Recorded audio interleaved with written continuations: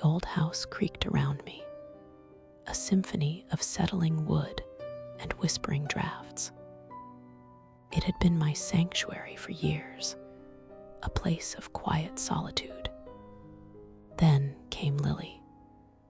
The moment she was born, a shift occurred, subtle at first, like a phantom breeze through a sealed room. I was home alone one crisp autumn morning, the kind where the world outside feels hushed and expectant.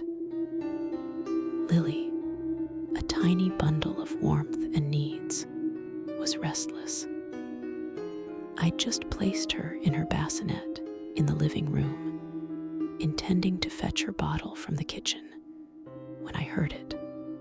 A voice, impossibly deep, a resonant rumble that seemed to vibrate through the very floorboards. It was a single word, sharp and guttural, followed by an immediate, profound silence.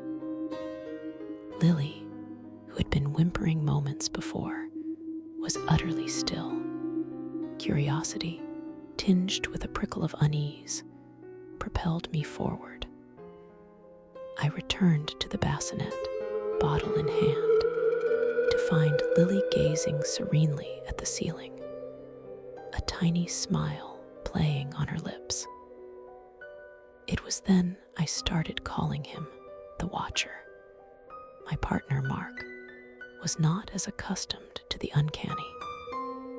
He'd grown up in a house as mundane as a white picket fence. One evening, while he was downstairs tending to the dogs, the baby swing, a sturdy contraption we hadn't used in days, began to move. It swayed gently, then faster, on its lowest setting. Mark came upstairs, eyes wide, convinced some unseen force was at play. I, having lived through a childhood where spectral presences were as common as dust bunnies, simply nodded.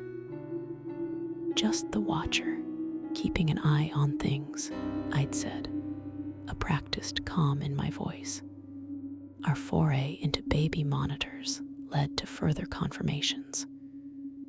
We had a state-of-the-art motion-sensing camera set up in the nursery, though Lily still slept in our room. Mark, wanting to test its range, had plugged the monitor into his desk in the spare room. He unplugged it soon after, his face pale. The screen kept turning on, he'd stammered, randomly. Nothing was there. It felt like it was watching us asterisk. He unplugged it, muttering about not wanting to be observed by whatever it was. The Watcher, it seemed, was particularly drawn to Lily and her designated space. The real unsettling came when Mark's parents visited. They took the guest room, conveniently adjacent to the nursery. One morning, over breakfast, Mark's father, a man of gruff practicality, asked about our sleep. Fine, I'd replied, though I hadn't slept well, plagued by a feeling of constant, subtle awareness. His father's brow furrowed. Really? I thought I heard you two in and out of that nursery all night. Mark and I exchanged a look of pure bewilderment. We hadn't been near the nursery. No, his father insisted, his voice low and serious. I distinctly heard someone go in there, open the door, rummage around, and leave. At least 3 times. A chill traced its way down my spine, but a strange sense of validation settled over me. It wasn't just me anymore. It was the Watcher, making his presence known, a silent guardian, or perhaps something far more ancient and possessive, forever bound to the newest member of our home.